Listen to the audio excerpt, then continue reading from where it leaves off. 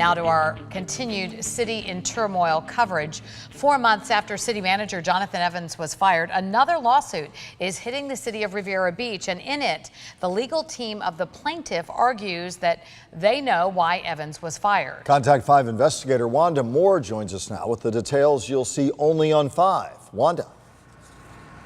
Michael and Kelly, this is lawsuit number 4 against the city of Riviera Beach ever since Jonathan Evans was fired as city manager. And this one certainly packing a punch. A city employee is suing the city over sexual harassment allegations against 2 city officials. She also said she went to the city numerous times to complain, and they did nothing.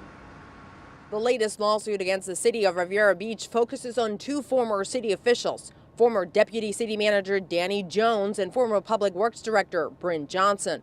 Kimberly Scott alleges that she has suffered a long history of abuse during her employment with the city that started in 2004. According to the lawsuit, in 2016, her then supervisor, Bryn Johnson, began repeatedly assaulting her.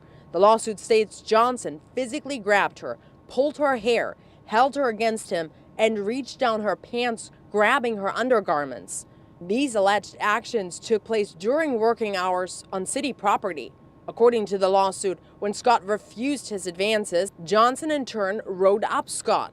In 2015, Scott was at a work function with her co-workers when she was in the parking lot. Then acting city manager Danny Jones allegedly came up to her, exposed himself, made lewd comments, and asked Scott to perform oral sex on him. When she walked away, the lawsuit reads Jones grabbed hold of her, wrapped his arm around Scott's neck, and tried to force her to bend over. She got away, but the following day, Jones allegedly approached Scott at work.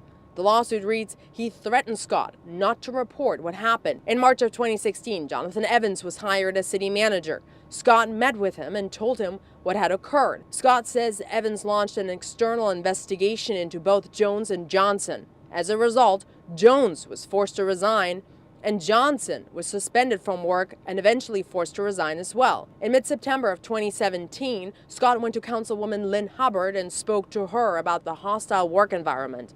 According to the lawsuit, Hubbard did not provide assistance to her, but told Scott she needed to get rid of Evans because he would bankrupt the city. 1 week later, Evans was fired.